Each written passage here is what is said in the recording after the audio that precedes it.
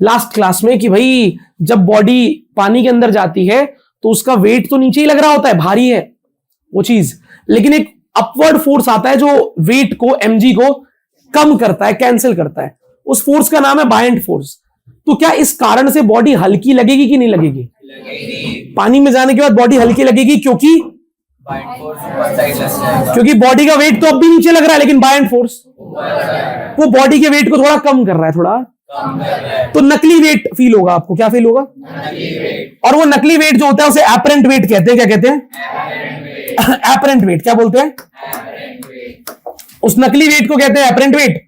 और उस apparent weight का formula W apparent is equal to actual weight यानी mg माइनस बायंट फोर्स। ये होता है कि जो एक्चुअल वेट है वो mg है और जो mg को कम कर रहा है वो है बायंट। तो कोई मुझसे पूछे मेरा कितना वेट पानी में जाने से कम हो गया, कितना वेट कम हुआ? बायंट फोर्स जितना वेट कम हुआ, समझे? जितना बायंट लगा उतने वेट की कमी हो गई। हाँ ना बोलो। तो कल को कोई मुझसे बोले ये है नकली वेट, नया वेट कितना है, वो जो वेट कम हो गया वो कितना है? पहले आप 200 न्यूटन के थे, अब आप 150 के हो। तो पुराना वेट क्या था? Original weight 200। अभी जो नकली वेट है आपका वो कितना है? 150। नकली वेट का आंसर, एपरेंट वेट का आंसर, एक्चुअल वेट का आंसर, चेंज इन वेट का आंसर। तो चेंज इन वेट और एपरेंट वेट अलग अलग है कि सेम है? चेंज इन वेट मतलब वेट में कितने की कमी आई। नकली वेट मतलब कमी आने के बाद कितना वेट बचा है। समझ रहे हो? तो दो अलग अलग बातें हैं। ये नहीं आया समझ में? बच्चे से कई बार मैं पूछता हूं बेटा एपरेंट वेट कितना होगा? भैया mg माइनस बायंट। बेटा वेट में चेंज कितना आया? mg minus buoyant. चेंज अलग है भाई। चेंज मतलब कितनी कमी आई, कितना रिडक्शन हुआ, वेट में कितने की कमी आई है। अगर कोई मुझसे बोले कि चेंज इन वेट बताओ, पानी में जाने के बाद, लिक्विड में जाने के बाद चेंज इन वेट, तो इसका फॉर्मूला क्या है? Buoyant force. हमारे वेट में कितना चेंज आता है? जितना बायंट फोर्स हम पे लगता है। हमारा वेट 200 है, बायंट लगा 50, तो वेट हो गया 200 माइनस यानी कि 150। तो नया वेट, नकली weight 150, original weight 200, change in weight change कितने का आया? तो चेंज उतना ही आया ना जितना बायंट लग रहा था। बायंट लग रहा था 50, चेंज भी कितना आया? सबको समझ में आ रही है बात कि चेंज बायंट के बराबर होता है। चेंज तो इस स्क्रीन पे जितने फॉर्मूले लिख रहा हूं भाई उसको सीरियसली लेना। Change in weight is equal to buoyant force, नकली weight is equal to mg minus buoyant. अब इस नकली वेट को निकालने के ना दो अलग अलग केस हैं, दो अलग अलग। देखो यार कभी कभी तो हमारी बॉडी पानी के अंदर पूरी डूबी होगी। क्या? पूरी डूबी होगी। वो बॉडी पूरी पानी के अंदर डूबी हुई है, तो अगर उस बॉडी का वॉल्यूम, ऑब्जेक्ट का वॉल्यूम मान ले क्या? VO। क्या? Volume of object, volume of अच्छा, ये पूरी बॉडी पानी के अंदर डूबी हुई है, तो भैया अगर पूरी डूबेगी तो भी नकली वेट तो अब भी mg माइनस बायंट ही होगा। हाँ बेटा mg माइनस बायंट ही होगा। हाँ ना बोलो। अच्छा अब मैं आपको एक बात बता रहा हूं, बिल्कुल यहां कहीं कोने में बता देता हूं भाई, यहां नीचे। ठीक है, इस बात को ना आप जहन में रख लो, दिमाग में रख लो कि वैसे तो आपको पता है, ये एक फॉर्मूला होता है, mass is equal to volume into density. पता है ये बात आपको? Sure? Mass is equal to volume into density. ये बात आपको पता है? श्योर हो? अगर मुझे पता है, आपको पता है, मास होता है वॉल्यूम इनटू तो यार मास ऑफ ऑब्जेक्ट होगा volume of object into density of object. हाँ ना बोलो। नहीं आया क्या? और अगर किसी ने मुझसे कहा वेट ऑफ ऑब्जेक्ट, क्या बोला? वेट होता है mg। क्या होता है? और m तो मैंने अभी अभी निकाला है, क्या? Density of object into. तो बस ये आपको बता रहा हूं मैं, बस आपको ये बता रहा हूं, ठीक है। मैं इसको ऊपर कर देता हूं, एक बार आप देख लो, मैं फिर नीचे कर दूंगा, ठीक है। मैं आपको बस ये बता रहा हूं कि बालक, ये जो मास होता है, क्या होता है? ऑब्जेक्ट का मास होता है, वो होता है volume into density of object, और ऑब्जेक्ट का जो वेट होता है वो होता है मास इनटू जी, यानी कि VO into rho o into g. तो वैसे तो हमने पढ़ा था कि बायंट फोर्स का फॉर्मूला होता है V रो जी। भैया यहां तो आपने वेट ऑफ ऑब्जेक्ट को लिख दिया V रो जी। बेटा फर्क है, फर्क है, फर्क है। जब आप पूरी बॉडी का वेट निकालते हो, किसी बॉडी का, तो वेट निकालते समय पूरी बॉडी की बात करेंगे, जितनी डूबी हुई है उसकी बात करेंगे? थप्पड़ पड़ जाएगा जितनी डूबी हुई है। क्यों? वेट तो पूरी बॉडी का होगा ना भाई, वेट तो पूरी बॉडी का है ना यार, तो वॉल्यूम भी पूरी बॉडी का लेंगे ना यार। नहीं आया? पूरी बॉडी का मास निकालने के लिए पूरी बॉडी के वॉल्यूम को डेंसिटी से मल्टीप्लाई करूंगा ना, तभी तो पूरी बॉडी का मास आएगा। हाँ, तो भैया अब ध्यान से सारे बच्चे देखें कि वेट ऑफ एनी ऑब्जेक्ट, किसी बॉडी का ऑब्जेक्ट, किसी ऑब्जेक्ट का वेट का जो फॉर्मूला होता है वो होता है V volume of object, density of object into, ये क्या है? ऑब्जेक्ट का पूरा वॉल्यूम, ऑब्जेक्ट का पूरा वॉल्यूम। ये क्या है? Density of object. और ये क्या है? जी। भैया बायंट भी तो ऐसा दिखता है। अरे नहीं भाई, तुम्हें गलत फहमी है। बायंट फोर्स होता है V इमर्स्ड रो लिक्विड। नहीं समझे क्या? ये ऑब्जेक्ट का पूरा वॉल्यूम क्या है? ऑब्जेक्ट का उतना वॉल्यूम जो लिक्विड में इमर्स्ड है। ये पूरा वॉल्यूम नहीं होता। हो सकता है कभी पूरा डूबा हो तो यहां पे क्या आएगा? VO। अगर पूरा डूबा हुआ तो पूरी वॉल्यूम लूंगा। अरे बोलो यार, ऑब्जेक्ट के पूरे वॉल्यूम को क्या मान लिया मैंने? VO। अगर पूरा डूबा होगा तो VO लूंगा, अगर आधा डूबा होगा तो जो जितना डूबा है उतना। बायंट फोर्स में उतना वॉल्यूम आता है जितना ऑब्जेक्ट। नहीं आया, नहीं आया। पर वेट के फॉर्मूले में तो ऑब्जेक्ट का पूरा वॉल्यूम आता है। याद रह पाया तो लंबे क्वेश्चंस कर पाओगे, टफ क्वेश्चंस कर पाओगे। याद नहीं रहा तो फॉर्मूला ही लगा पाओगे। अच्छा, बायंट फोर्स में जो डेंसिटी होती है वो लिक्विड की होती है। किसकी होती है? लिक्विड की डेंसिटी है। अरे तुम्हें कंफ्यूज होने से पहले ही बता रहा हूं, पर जो यहां डेंसिटी थी वो ऑब्जेक्ट की डेंसिटी थी भाई। नहीं आया समझ में? तो कोई तुमसे बोले भैया V rho g, buoyant force और वेट का फॉर्मूला तो सेम है। अरे नहीं नहीं, कहां सेम है? पूरी वॉल्यूम ऑब्जेक्ट की, डेंसिटी ऑब्जेक्ट की इंटू जी। ऑब्जेक्ट का वेट ऐसे निकलता है। बायंट फोर्स के लिए वॉल्यूम ऑब्जेक्ट की, लेकिन उतनी जितनी पानी में, डेंसिटी लिक्विड की, ऑब्जेक्ट की नहीं। और जी, नहीं समझे?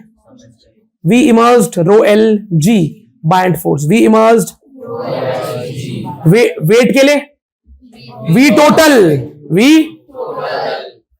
रो ऑफ ऑब्जेक्ट इंटू, फर्क नहीं बता रहा ना? तुम्हें समझ में आ रहा है कि फॉर्मूले में, इस चैप्टर में कंफ्यूजन का जो बिल्कुल जरिया था मैं उसको हटाना चाहता हूं। मैं पढ़ाने से पहले आपको ये बताना चाहता हूं कि भाई ये कंफ्यूजन ना हो आपको। अच्छा, ये केस पहला क्या? When object is fully, object पानी के अंदर पूरा डूबा हुआ है। ऑब्जेक्ट की वॉल्यूम कितनी है? VO। लिक्विड की डेंसिटी मान लेता हूं मैं रो L। ऑब्जेक्ट की डेंसिटी रो O, यहां लिख देते हैं रो O। Density of object. चलो, अब मेरे को, अभी मैंने आपको बताया था कि एपरेंट वेट का जो जनरल फॉर्मूला होता है वो होता है नकली वेट क्या होगा? एक्चुअल वेट माइनस, सही है। अब मैं एक्चुअल वेट mg की वैल्यू पुट करूं। मैंने अभी देखा कि जो मास होता है उसको लिखते हैं वॉल्यूम इनटू डेंसिटी, है ना? वॉल्यूम इनटू, और जी को जी ही लिखते हैं, माइनस बायंट फोर्स का फॉर्मूला होता है V इमर्स्ड इनटू रो L इनटू। लेकिन यार इस केस में मैंने देखा ये पूरा का पूरा ऑब्जेक्ट पानी के, अगर पूरा ऑब्जेक्ट ही डूबा हुआ है, पूरा ऑब्जेक्ट डूबा हुआ है, तो V इमर्स्ड किसके बराबर होगा? नहीं आया क्या? तो अगले स्टेप में मैंने लिखा VO रो ओ जी माइनस VO रो L। किसको यहां तक समझ में आ रहा है? तो VO कॉमन आएगा, G कॉमन आएगा, VO कॉमन आएगा, तो VO और G ले लिया, क्या बच गया? रो ऑब्जेक्ट माइनस रो ऑफ। अच्छा, आपको एक बात बताऊं, मैं चाहूं तो इसमें से रो ओ कॉमन ले सकता हूं। भैया कैसे? इसमें तो रो ओ है डेंसिटी ऑब्जेक्ट, इसमें तो डेंसिटी ऑब्जेक्ट है ही नहीं, कॉमन कैसे ले लोगे? जब भी कभी कोई चीज नहीं होती पर कॉमन लेते हैं ना, तो उसके उल्टी तरफ उसे लगा देते हैं, ऐड कर देते हैं, जोड़ देते हैं। रो ऑफ ऑब्जेक्ट यहां न्यूमरेटर में नहीं है ना, तो अगर आप यहां से रो ऑब्जेक्ट कॉमन लेना चाहते हो, यहां से लेना चाहते हो तो ले लो, बस इसके डिनोमिनेटर में रो ऑफ ऑब्जेक्ट लगा देना। दिखाता हूं करके। वैसे पता है एक फॉर्मूला तो ये आ चुका है, एपरेंट वेट का फॉर्मूला। जब ऑब्जेक्ट पूरा डूबा होता है तो पूरे ऑब्जेक्ट की volume into g, density object minus density of liquid. इधर आ जाओ, मैं इस फॉर्मूले का एक विकसित वर्जन बना रहा हूं नया, जो आजकल के न्यूमेरिकल जेईई में नीट में आते हैं उस पर काम आने के लिए। मैं वीओ के साथ रो ओ भी कॉमन ले रहा हूं भाई, इंटू जी, और यहां क्या लिख रहा हूं? 1 minus rho l upon rho o. अब चाहो तो इस रो ओ को वापस अंदर मल्टीप्लाई करो, ये आ जाएगा। करके देख लो मन के अंदर, होने आ जाएगा तुम्हें। Apparent wait. भैया नया फॉर्मूला कैसे हो गया? ये नया फॉर्मूला ऐसा हो गया कि भाई ये बताना जरा, वीओ रो ओ इंटू जी, वीओ रो ओ इंटू जी क्या था? Actual weight. क्या था? तो ये जो बाहर लिखा है क्या है? Actual wait. तो नया फॉर्मूला पता है क्या बन गया? इधर देखना, नकली weight is equal to actual weight 1 minus rho of liquid upon rho of. तो कभी कभी क्वेश्चन में वॉल्यूम गिवन, वो कहता है एक चीज जो बाहर 500 किलो की थी, 500 न्यूटन की है, वेट उसका 500 न्यूटन है, हवा में उसका वेट कितना है? अरे बोलो यार, हवा में उसका वेट कितना है? 500 न्यूटन। जब उसको मैं 1.7 डेंसिटी के लिक्विड में डालूंगा तो उसका नया वेट क्या होगा बताओ? नकली वेट क्या होगा? तो वो मुझे एक्चुअल वेट, असल वेट दे देता है कि रियल में उसका वेट इतना है। उसे डाल दिया हमने इतनी डेंसिटी के लिक्विड में डाल दिया, रो एल, और उस ऑब्जेक्ट की, जिसकी ऑब्जेक्ट की बात हो रही है उसकी डेंसिटी कितनी है? रो ओ। तो ये बताओ उसका नया वेट पानी में डालने पे कितना आएगा, नकली वेट। तो आप इस फॉर्मूले से डायरेक्ट निकाल सकते हो, रो ओ रो एल दोनों दिया होगा। ऑब्जेक्ट की डेंसिटी, लिक्विड डेंसिटी कंपलसरी है। इस चैप्टर में बहुत बार ऐसा होगा, ऑब्जेक्ट और लिक्विड डेंसिटी दे रखी होगी, सब कुछ पूछेगा आपसे। ऑब्जेक्ट और लिक्विड की डेंसिटी दे रखी होगी, सब कुछ पूछेगा आपसे। दोबारा, ऑब्जेक्ट और लिक्विड डेंसिटी दे रखी होगी, सब कुछ पूछेगा। तो ये बॉक्स वाले दोनों फॉर्मूले ये स्पेशल केस के अंदर आते हैं, जिसका नाम है when object is fully immersed. भैया अगर पूरा ना डूबा हो, अरे पूरा ना डूबा हो, तो यहां पर वी इमर्स्ड दिया है, कुछ और हो ही नहीं सकता। आया नहीं आया? तो यहां पर अगर मैं इसका फॉर्मूला लिखूं, पार्शियली डूबा है, तो डायग्राम सा बना देते हैं। अब ये आधा अधूरा डूबा हुआ है भाई, तो अभी भी देखना बच्चों, एपरेंट वेट का जनरल फॉर्मूला तो वही होगा, क्या? Actual weight minus buoyant. मैं ओपन करूंगा, एक्चुअल वेट क्या होता है? मास हो जाएगा volume into density into g, minus buoyant क्या होगा? V immersed rho L g. बस यहीं पे छोड़ना पड़ेगा। कुछ कॉमन आ रहा है क्या? चाहो तो ले लो, जी कॉमन ले लो, क्या आ जाएगा? वी इमर्स्ड इंटू नकली वेट। ये फॉर्मूला याद करने वाला तो देखो नहीं है, फिर भी मैंने केस है तो बना दिया है। समझ रहे हो? प्योर न्यूमेरिकल के काम करा रहा हूं तुमसे। तुम्हें लग रहा है डेरिवेशन है, मैं कह रहा हूं न्यूमेरिकल है, प्योर न्यूमेरिकल। न्यूमेरिकल हर तरीके से आता है। समझ रहे हो मेरी बात को? ये तीन चीजें की बात हम कर रहे थे, ये तीन चीजें हम समझ गए। अब इन तीनों के बाद यहां पर एक बात हो रही है भाई, कि पता है क्या है, आपको ये समझना पड़ेगा कि अभी मैंने आपके सामने लास्ट क्लास में कुछ केस लिए कि मैंने एक ऑब्जेक्ट को पानी के अंदर डाला और मैंने आपसे कहा इसका मैक्सिमम बायंट है 130, इसका वेट, इसका मैक्सिमम बायंट 130 है और इसका वेट है 100। मैक्सिमम बायंट 130, वेट है 100। मैंने पानी के अंदर ठूस दिया इसको। अब बताओ छोड़ने पे कहां जाएगी बॉडी? आपने बोला ऊपर जाएगी। भैया मैक्सिमम बायंट अगर 130 है और उसका एक्चुअल वेट है 100, तो नीचे mg लग रहा है 100, बायंट लग रहा है 130, तो बॉडी तो और ऊपर जाएगी, थोड़ा सा बाहर निकलेगी या पूरा बाहर निकल जाएगी? तब तक बाहर निकलती रहेगी जब तक डैश डैश डैश जब तक बाइंड फोर्स कम होते होते 100 के इक्वल। भैया जब बॉडी ऊपर धीरे धीरे करके बाहर निकलती है, ऑब्जेक्ट की सरफेस से बॉडी जब बाहर आती है ऐसे धीरे धीरे, तो उसका बाइंड फोर्स डैश होता है। तो अब जो मैं बात कर रहा हूं आपसे, वैसे मैं किसी बच्चे से पूछता हूं ना, बेटा कभी ऐसा होता है, मान लो मैंने आपसे बोला ये बॉडी ना यहां पर है, फ्लोट कर रही है, मस्त फ्लोट कर रही है। मैंने आपसे पूछा बालक ये बॉडी फ्लोट कर रही है, तो ये बताओ इसका बाइंड ज्यादा है या इसका वेट ज्यादा है? अगर ये ऊपर फ्लोट कर रही है तो आपको नहीं लगता बाइंड ज्यादा होगा तभी ऊपर आके फ्लोट कर रही है? दोबारा से, क्या आपको ऐसा नहीं लग रहा कि बाइंड ज्यादा होगा इसीलिए ऊपर आके फ्लोट कर रही है? वेट 100 था, बाइंड 130 था, तभी बॉडी ऊपर आके फ्लोट कर रही थी। अभी कराया ना हमने, मना कर रहे हैं बच्चे यार। वेट 100 था mg, बाइंड 130 था, तो हमने कहा था बॉडी ऊपर जाएगी और बाहर निकलकर फ्लोट करेगी। हाँ हाँ, तो अभी मुझे किसी ने कहा ये बॉडी बाहर निकलकर फ्लोट कर रही है, नीचे से आई होगी ऊपर, पता नहीं क्या है। उसने मुझसे एक सवाल पूछा, इसका बाइंड ज्यादा है वेट ज्यादा है? अगर बॉडी फ्लोट कर रही है तो इसका मैक्सिमम बाइंड तो इसके वेट से ज्यादा होगा। मैक्सिमम बाइंड कब आता है? पूरा डुबाने पर। तो अगर मैं इसको पूरा डुबा दूंगा पानी के अंदर, तो जो बाइंड फोर्स लगेगा पक्का वो वेट से ज्यादा होगा। तो पूरा डुबा के छोड़ूंगा, बॉडी ऊपर आएगी ऊपर आएगी ऊपर आएगी, पानी की सरफेस से बाहर निकलेगी, और बाहर निकलेगी तो बाइंड फोर्स कम होगा कम होगा होगा, और जब बाइंड वेट के बराबर हो जाएगा तब बॉडी तैरने लग जाएगी, रुक जाएगी। हाँ ना बोलो? मैंने तुम्हें तैरती हुई रुकी हुई बॉडी दी है ना, बॉडी बिल्कुल आधी इमर्स होकर फ्लोट कर रही है ना। मैंने पूछा तुमसे कि बताओ बाइंड फोर्स और वेट बराबर है कि नहीं है, तो तुम्हें तो अभी का बताना था ना। मैंने मैक्सिमम बाइंड बोला था, मैंने बोला था मैक्सिमम बाइंड और mg में से कौन ज्यादा है? नहीं। मैंने बोला वेट बड़ा मैक्सिमम बाइंड बड़ा? नहीं। अगर मैं तुमसे बोलता इसका मैक्सिमम बाइंड फोर्स और वेट में कौन जीतेगा? मैक्सिमम बाइंड फोर्स, तभी तो ऊपर आके तैर रही है। पर जब ऊपर आके तैर रही है तो मतलब अब तो नीचे और ऊपर का फोर्स, तभी तो अभी और ऊपर थोड़ा ना जा रही है। अभी जितना ऊपर लग रहा है बाइंड और जो नीचे लग रहा है वेट यानी mg, वो तो दोनों बराबर ही होंगे ना। अगर बराबर ना होते तो रुकी थोड़ा ना होती, और ऊपर जाती है और नीचे जाती। वो चुपचाप फ्लोट कर रही है। दुनिया में कोई बॉडी जब फ्लोट कर रही होती है, कोई बॉडी जब फ्लोट कर रही होती है, तो फ्लोटिंग के टाइम पर तो बाइंड और वेट बराबर है, तभी तो वो चुपचाप फ्लोट कर रही है। अगर किसी तरफ का भी फोर्स ज्यादा होता तो ऊपर या नीचे जाती। पर अगर वो पूरा डूब के या आधा डूब के फ्लोट कर रही है, पूरा डूब के या, तो फ्लोटिंग के टाइम पर बोलो, फ्लोटिंग के टाइम पर बोलो,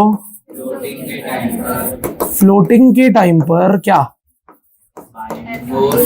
bind force is equal to weight, buoyant force equal to, और दोबारा बताना जरा, buoyant force is equal to weight, और वेट को क्या बोलते हैं? तो buoyant force is equal to mg, सही है? अच्छा, अब बताओ ये बॉडी पूरी डूबी हुई है क्या? नहीं, आधी सी डूबी हुई है ना? हाँ ना बोलो? पेपर में आता है ये बताओ कितना डूबी है। क्या आता है? जब बॉडी फ्लोट कर रही है तो उसका कितना पार्ट नीचे है, कितना रेशो, कितना फ्रैक्शन नीचे है, कितना फ्रैक्शन, कितना डूबी है टोटल वॉल्यूम के कंपैरिजन में, कितना वॉल्यूम डूबा हुआ है। इसे बोलते हैं फ्रैक्शन ऑफ बॉडी इमर्स्ड। क्या? पहली बात तो ये सच बताऊं, ये बॉडी आधी डूब के तब रहेगी, आधी डूबी हुई तब रहेगी जब मैक्सिमम बाइंड फोर्स mg से ज्यादा होगा कि कम होगा, तभी बॉडी आधी डूब के रहेगी। ठीक है, तो भाई ये बात तुमने समझ में आ गई कि जब भी बॉडी पार्शियली डूबी होती है तो उस टाइम पर अगर वो तैर रही है, फ्लोट कर रही है, रुकी हुई है, तो पक्का नीचे वाला mg ऊपर वाला बाइंड इक्वल है। भाई रुकी हुई भैया अगर वो पूरी डूब के रुकी होती तो तब भी, अगर वो यहां पर पूरी इमर्ज होगी, यहां पे तैर रही है, बीच में कहीं तैर रही है, तो मतलब इस मोमेंट पर भी नीचे वाला फोर्स और ऊपर वाला force, weight is equal to mg। पर हम अभी पूरे डूबने वाला केस नहीं ले रहे, हम कह रहे हैं आधी डूब के फ्लोट कर रही है तो वेट और mg क्या होंगे? बराबर। वेट और mg बराबर होते हैं, बाइंड और mg बराबर। ये अपने आप में बहुत बड़ा कॉन्सेप्ट है, तुम इसे हल्के मत लेना भैया, ये तो अरे बहुत मुश्किल है ये समझ में आना। न्यूमेरिकल में सही टाइम पे यूज करना बड़ा अजीब है। अब मैं इसकी मदद से ये निकाल के बताऊंगा तुम्हें कि बॉडी का कितना हिस्सा पानी के अंदर है, कितना हिस्सा पानी के। इतना सिंपल फॉर्मूला है, देखना देखना। किसी ने मुझसे कहा पेपर में कितना वॉल्यूम नीचे है, उसका फ्रैक्शन निकाल दो। फ्रैक्शन का अर्थ होता है जितना वॉल्यूम डूबा हुआ है अपॉन टोटल वॉल्यूम। इसका रेशो पूछा उसने मुझसे कि volume immersed upon total volume, इसे बोलते हैं फ्रैक्शन ऑफ बॉडी इमर्स्ड। कितना फ्रैक्शन बॉडी का पानी के अंदर है, फ्रैक्शन मतलब जितना डूबा अपॉन टोटल, इसका रेशो बताओ। मैंने कहा बड़ा सिंपल है, बड़ा सिंपल है। कैसे? मैं वापस से यहां पे आ गया। मैंने कहा अगर बॉडी थोड़ा सा डूब कर तैर रही है तो पक्का पक्का फ्लोट कर रही है, तो नीचे वाला इज इक्वल टू ऊपर वाला। मैंने कहा इससे ही निकालूंगा ये, देखना आ रहा है यहां पे सारे बच्चे, यहां पे ध्यान से। F B is equal to, मेरे को पता है तुम्हें पता है, बायएंड फोर्स का formula V immersed rho l mass of object, V of object into g से जी। इस वीओ को नीचे ले आना जरा, V immersed upon total volume object is equal to. अब बताओ मुश्किल है? अगर किसी ने मुझे बोला ऑब्जेक्ट की डेंसिटी 5 है, लिक्विड डेंसिटी 3 है, ऑब्जेक्ट की डेंसिटी, लिक्विड डेंसिटी, खैर अभी तुम्हें समझ में नहीं आएगा, मैं घुमाऊंगा थोड़ा तो उल्टा बोलता हूं। लिक्विड डेंसिटी है 5, लिक्विड डेंसिटी, ऑब्जेक्ट की डेंसिटी 1, डेंसिटी ऑब्जेक्ट की डेंसिटी 1 है, लिक्विड डेंसिटी 5। तो बताओ फ्रैक्शन ऑफ वॉल्यूम इमर्स्ड क्या है? 1/5। आ गया आंसर। डेंसिटी से निकाल दिया हमने, कितना वॉल्यूम डूबेगी upon total volume is equal to density of object upon density of liquid. सब आ गया इससे निकल के। हाँ ना बोलो, खत्म करें? श्योर? ये क्लियर है? तो बालक 3 चीजें बताई थी, हो गई चौथी। फ्लोट करते वक्त दोनों बराबर होते हैं, और इसी मदद से आ गया 5वीं। न्यूमेरिकल की बात कर रहा हूं सारी, आज याद रखना। ये सारे कॉन्सेप्ट न्यूमेरिकल में काम आते हैं। पक्का श्योर? अच्छा अभी तुमने मुझसे एक लाइन बोली थी कि भैया अगर मैक्सिमम बायएंट, याद करो, बोलो बोलो क्या? मैक्सिमम बायएंट से पूरा डूब जाता है। अगर मैक्सिमम बायएंट पूरा डुबाने के बाद मैक्सिमम बायएंट और वेट में से मैक्सिमम बायएंट जीत गया, तो बॉडी क्या करेगी? ऊपर जाकर थोड़ा सा बाहर निकल के। कौन कौन सहमत है इस बात से? तुम श्योर? इमेजिन हो रहा है तुम्हें? तुम्हें समझ में आ रहा है मैं क्या बोल रहा हूं? पूरा डुबाने के बाद क्या? पूरा डुबाने के बाद मैक्सिमम बायएंट जो ऊपर लग रहा है, बायएंट फोर्स, वो अगर वेट से ज्यादा है, मैक्सिमम बायएंट अगर वेट से ज्यादा है, मैक्सिमम बायएंट अगर तो बॉडी ऊपर आकर, अगर पूरा डुबाने के बाद मैक्सिमम बायएंट वेट के बराबर है, तो मैक्सिमम बायएंट वेट के बराबर है तो पूरी डूबी डूबी रह जाएगी, ना नीचे जाएगी। लेकिन अगर पूरा डुबाने के बाद मैक्सिमम बायएंट वेट में मैक्सिमम बायएंट कम है और वेट ज्यादा है, तो बॉडी करेगी क्या? अगर क्वेश्चन आ जाए बॉडी करेगी क्या? पार्शियली इमर्स्ड होके फ्लोट करेगी, होली फुल्ली इमर्स्ड होके फ्लोट करेगी, या सिंक करेगी? अरे बालक सुन, अगर ये 3 बातों की बात करी जाए, बॉडी पार्शियली इमर्स्ड होके फ्लोट करेगी, पूरी इमर्स्ड होके फ्लोट करेगी, या सिंक करेगी, अगर प्रश्न आपसे कभी ऐसी चीजें पूछता है तो आपको 2 बंदों से बात करनी है। क्या? मैक्सिमम बायएंट और वेट। मैक्सिमम बायएंट और इनमें से जो जीतेगा उसके हिसाब से बताएंगे बॉडी कहां जाएगी।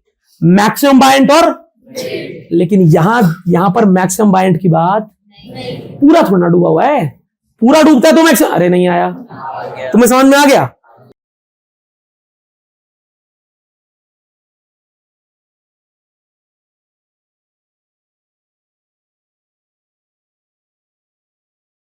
मेरी बात ध्यान सुनना, हम बोल रहे हैं सिंपल बात है। क्या सिंपल बात है? देखना भैया, सिंपल बात। अगर इधर बताना, तुम मुझे बताना, अगर वेट कम है और मैक्सिमम बायएंट ज्यादा है, तो क्या होगा?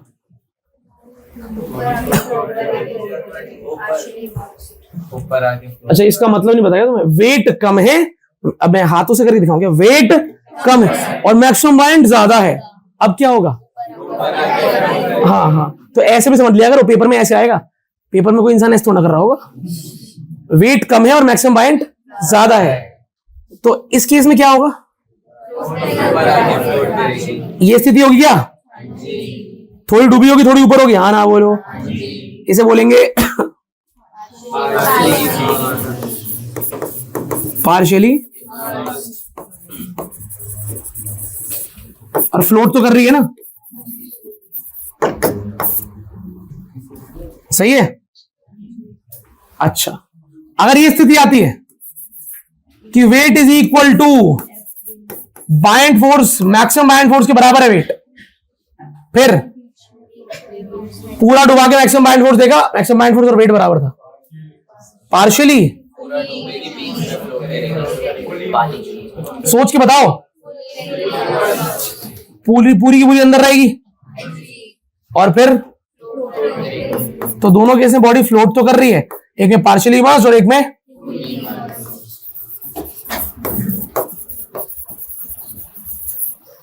किसको समझ में आ गया है? तीसरा केस खुद से बोलो फिर।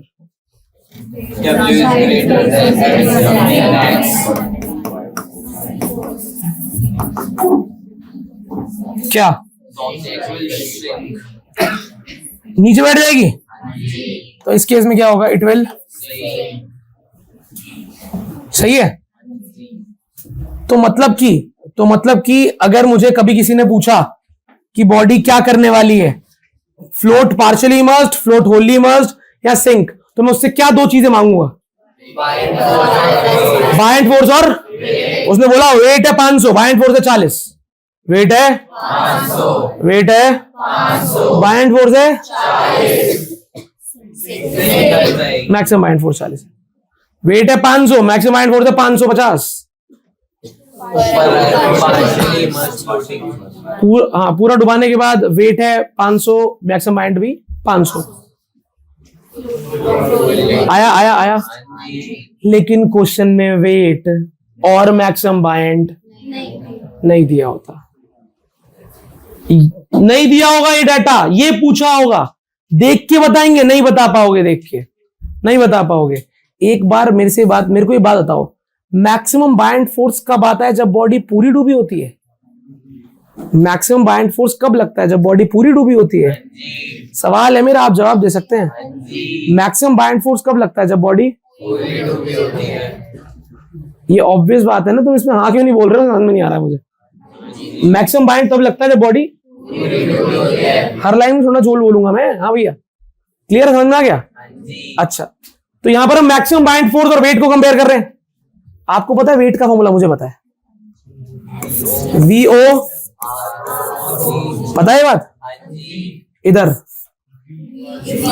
अरे V इमर्ज नहीं है, पूरी डूबी हुई है, नहीं आया भाई। हम कंपेयर इसको कर रहे हैं यहाँ पे। मैक्सिमम बायंट फोर्स कब आता है? पूरी डूबी होती है। हम पूरी डूबने के बाद जो फोर्स लगता है उसकी बात कर रहे हैं यहाँ पे। तो VO किसको समझ में आया? मैंने यहाँ पे VO क्यों लिया? आगे समझ में, क्योंकि बॉडी हमने जो केस लिया है वो ये है कि पूरी डुबाने के बाद फोर्स कितना आता है वो देखना है मुझे। ये स्थिति तो आएगी, लेकिन पूरी डुबाने के बाद फोर्स कितना, इतना। तो क्या आपको लगता है VO से कट जाएगा, G से कट जाएगा, कौन बच गया? ऐसे देखते हैं हम।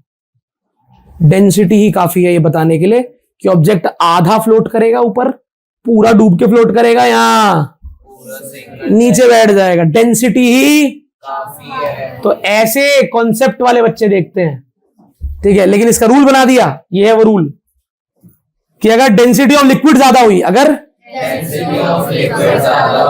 लिक्विड की चली तो लिक्विड बोलेगा ऊपर तैर चुपचाप।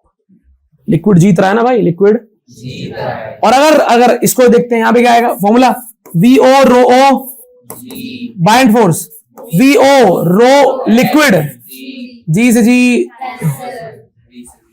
तो density of object is equal density of liquid. अगर दोनों की डेंसिटी बराबर हुई, दोनों को मिल बांट के रहना पड़ेगा भाई, पूरा डूब के रहेगा भाई, साथ साथ एक साथ, कोई दिक्कत।